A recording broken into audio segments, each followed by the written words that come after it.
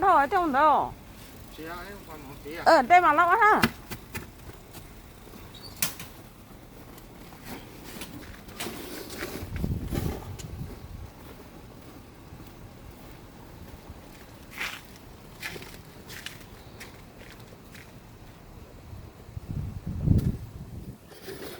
Nè lúc bao lên liệt ạ.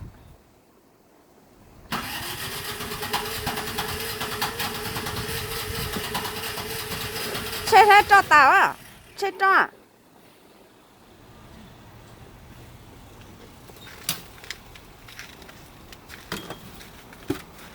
Xem đâu được kia đó.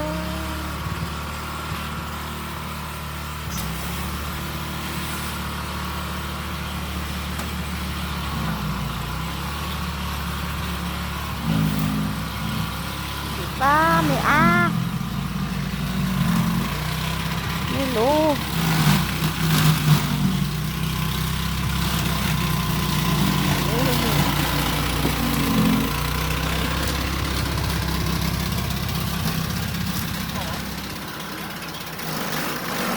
Thích bài thế.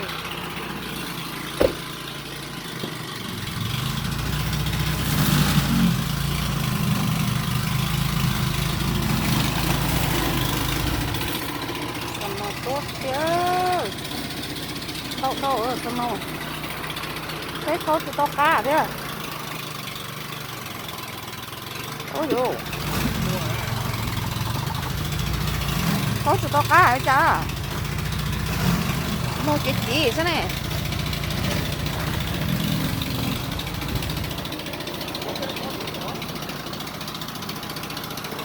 Và thì to con nâu đấy à.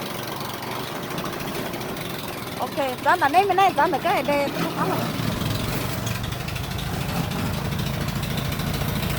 Có mặt tôi nhân ra là thế này. Anh đã là cha chuẩn chưa?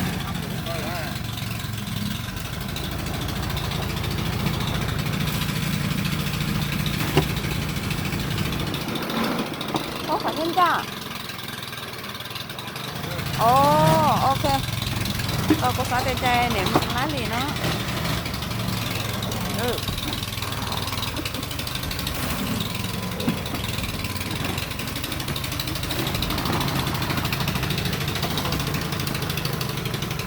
Bộ thầu thế hả?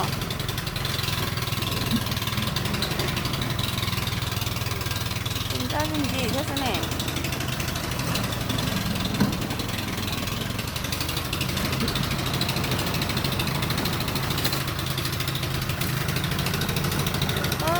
Tí hơn lột chiếc xe nè, em một chiếc tông lên nè.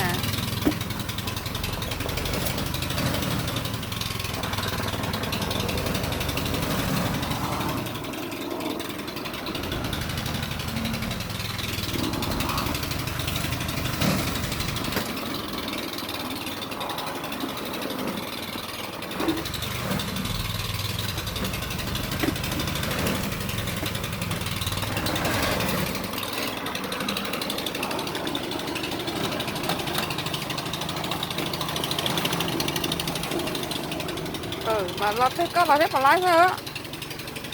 Không phải nhân ra. Và nó có nhân ra thế còn lái à. Đừng vừa về xong nó thấy không chịu tông đi ở cho nó. Đó là nó cái chết rồi hả.